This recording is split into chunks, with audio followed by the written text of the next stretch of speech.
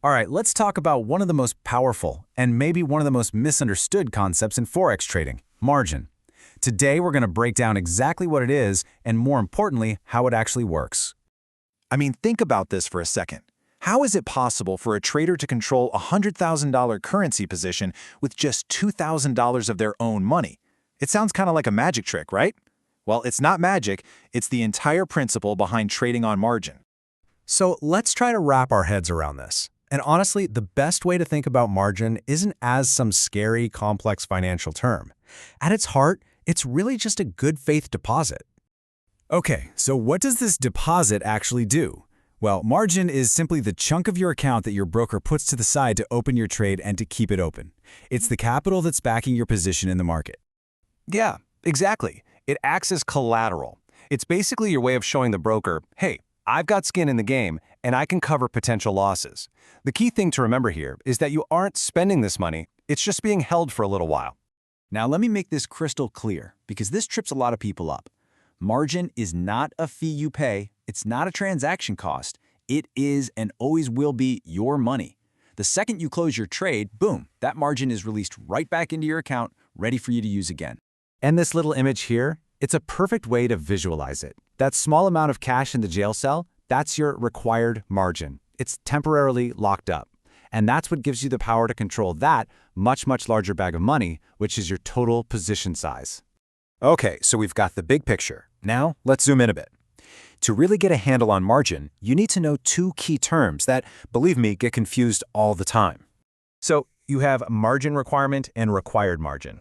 The margin requirement, that's the rule. It's the percentage your broker sets, like say 2% or 5%. The required margin is the result of that rule. It's the actual dollar amount that gets locked up from your account. So one is the percentage, the other is the cash. Simple as that. All right, theory is great, but the best way to really get this is to see it in action. So let's walk through a couple of quick examples and actually crunch the numbers. You'll see it's way simpler than it sounds. Okay, first up, a pretty straightforward one. Let's imagine you've got $1,000 in your account, and you want to open a 10,000 unit position in USD/JPY. Now, because your account is in US dollars, the same as the base currency of the pair, the math is super easy. So the total value of your trade, we call that the notional value, is $10,000. If your broker's margin requirement for this pair is 4%, the math is just simple multiplication. 4% of $10,000 is $400. That $400 is your required margin. And just like that, out of your $1,000 account balance, the broker simply puts a little fence around $400 of it. That little bit of locked-up capital is what lets you control that entire $10,000 position. That right there is leverage in action.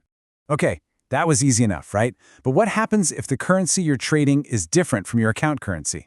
Let's say you want to trade 10,000 units of GBP/USD, but your account is still in USD. And let's say the current exchange rate is 1.3000. So, the first thing we got to do is figure out the notional value in our currency. In US dollars, the position is worth 10,000 British pounds. At an exchange rate of 1.3, that translates to $13,000. Now, if the margin requirement for this pair is 5%, we just calculate 5% of that $13,000, which gives us a required margin of $650. So in this scenario, to control a position worth $13,000, your broker sets aside $650 from your account. See? The principle is exactly the same, even though there was one tiny extra step in the calculation. Now that you've seen the logic behind it, let me just give you the universal formulas. With these, you can figure out the required margin for absolutely any trade, anytime. Formula number one, the simple one. For any trade where the base currency is the same as your account currency, it's just this. Required margin equals the notional value times the margin requirement. That was our first example with USD/JPY. And for trades where the base currency is different, like our GBP/USD example, we just add one little step at the end. The required margin is the notional value times the margin requirement times the current exchange rate. That last part just converts everything back into your account's currency. That's it.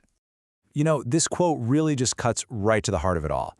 The only reason for having funds in your account is to make sure you have enough margin to use for trading.